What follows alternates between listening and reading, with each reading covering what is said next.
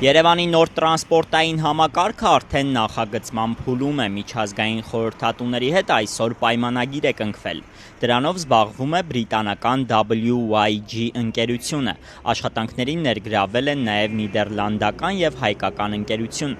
Երևանի փոխքաղաքապետ Վահե Նիկոյանի խոսքով ընտրված ընկերությունները պետք է 6 ամսվա ընթացքում ուսումնասիրեն Երևանի տրանսպորտային ոլորտը և արդյունավետ մոդել առաջարկեն։ Այս աշխատանքի համար քաղաքապետարանը $850,000 կվճարի։ Մենք համոզված ենք, որ եթե ուզում ենք ունենանք ժամանակակից եւ միջազգային չափորոշիչներին համապատասխան տրանսպորտային համակարգ, ապա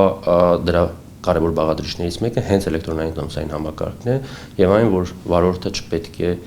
վարորդի աշխատանքը չպետք է պայմանավորված լինի ուղևորի քանակով, ուղևորից գումար գանձելով եւ այլն։ Վարորդը պետք է անի իր աշխատանքը, վարորդի աշխատանքի չափորոշիչը պետք է լինի սահմանված ժամկետներում կանգառ հասնելը և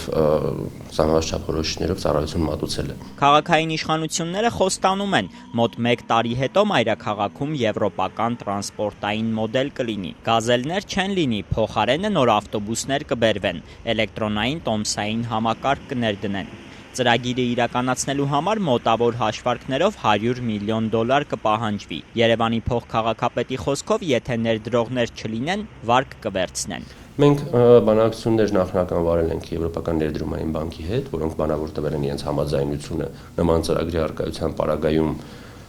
էժան ֆինանսական միջոցներ տրամադրելու քաղաքին։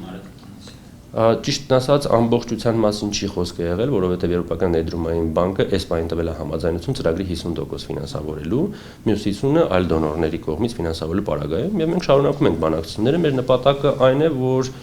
երբ որ փաթեթը պատրաստ լինի, քննարկված լինի եւ ընդամենը մնա ներդրման պահը, այդ պահին մենք ունենանք նաեւ ֆինանսական միջոցները։ Խորհրդատուները ընտրվել են միջազգային մրցույթի արդյունքում։ Նրանք նոր տրանսպորտային մոդելը պետք է ներկայացնեն 2017 թվականի հունիսին։ Դրանից հետո ըստ Նիկոյանի հանրային քննարկումների փուլ կլինի։ Պետք է հասկանանք, որ պետք է կարողանանք տրանսպորտ փոխենք մի կետից մյուսը, մի տրանսպորտով երթևեկել այլևս կարող է հնարավոր չլինել։ Այսինքն դա ամբողջությամբ պետք է մատուցվի մեր հանրությանը։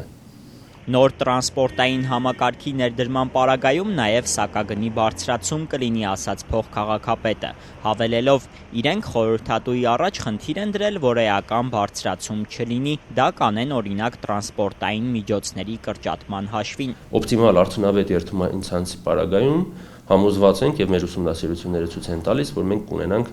տրանսպորտային միջոցների քանակի էական նվազում, եթե չասեմ կրկնակի։ Ու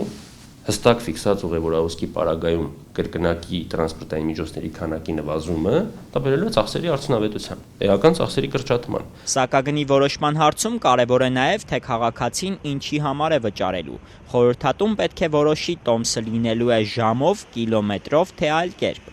Իրազեկ և պաշտպանված սպառող հասարակական կազմակերպության նախագահ Բաբկեն Պիպոյանը փաստում է, որ հիմա Երևանի տրանսպորտային համակարգը խայտառակ վիճակում է։ Բարեփոխումներ իհարկե պետք են, բայց ինչ չափորոշիչներով է խորհրդատուն նախագծելու մոդելը պարզ չէ, գործընթացը նրա խոսքով թափանցիկ չէ։ Պիպոյանը նաև մի քանի տարի առաջ քաղաքապետարանում ստեղծված ոլորտի խնդիրները քննարկող աշխատանքային խմբի անդամ է, սակայն այս խումբը արդեն երկար ժամանակ է նիստ չի գումարել։ Հիմա կգծեն, կբերեն, կգրեն, կգնահատենք, ասենք այդ գործն այսքան արժեր թե չարժեր։ Լավ բան են բերել, թե վատ բան են բերել։ Այս պահի դրությամբ իմ ընկալումով թափանցիկ չի եղել process։ Ինչու, որովհետև եթե ստեղծում ենք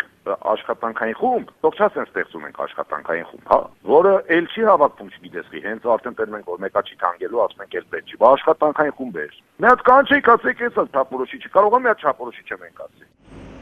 Պիպոյանի խոսքով նոր հարկային օրենսգրքով էլ ավտոբուսների օգտագործման հարկն է բարձրացվել, իսկ միկրոավտոբուսներինը նվազել, ինչը չի նպաստում ավտոբուսների ավելացմանը։